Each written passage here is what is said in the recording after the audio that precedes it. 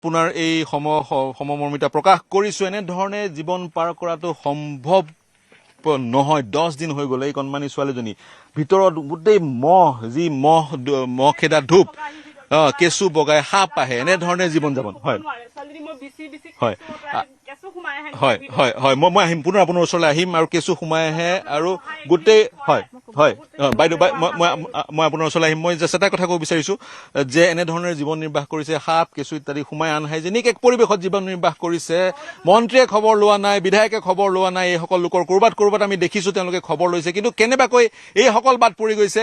চাংমাই গাঁও আমি চালোগৈ, চাংমাই গাঁৱত দেখিছো আজমলে শিবিৰ পতা বা আন সকলেও পাতিব পাৰে, কিন্তু এইগৰাকী দুৰ্ভগীয়া মহিলা ইতিমধ্যে প্ৰকাশ কৰিছে কোনো ধৰণৰ তেওঁ কিন্তু সাহায্য পোৱা নাই। গতিকে দৃষ্টিগোচৰ কৰিলো, চৰকাৰৰ দৃষ্টিগোচৰ কৰিলো স্থানীয় বিধায়কৰ। বাইদেউ কওক। নমস্কাৰ। মোৰ নাতিনী ছোৱালী এজনী আছে, মাকো নাই, এজনী আকৰি। তাই এতিয়া এইবাৰ মেট্ৰিক দিব।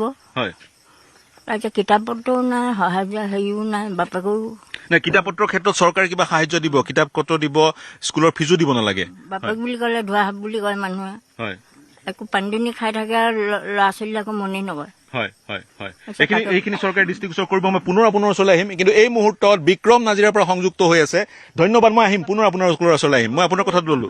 ঘৰ পোৱা নাই, গোটেই পৃথিৱীৰ মানুহে ঘৰ পালে। সিহঁতৰ বাঁহৰ ঘৰতে সোমাই হয় মই ললো আপোনাৰ কথাটো ললো, মই গ্ৰহণ কৰিলো। মই বিক্ৰমৰ ওচৰলৈ যাব বিচাৰিছো। বিক্ৰমে নিজৰ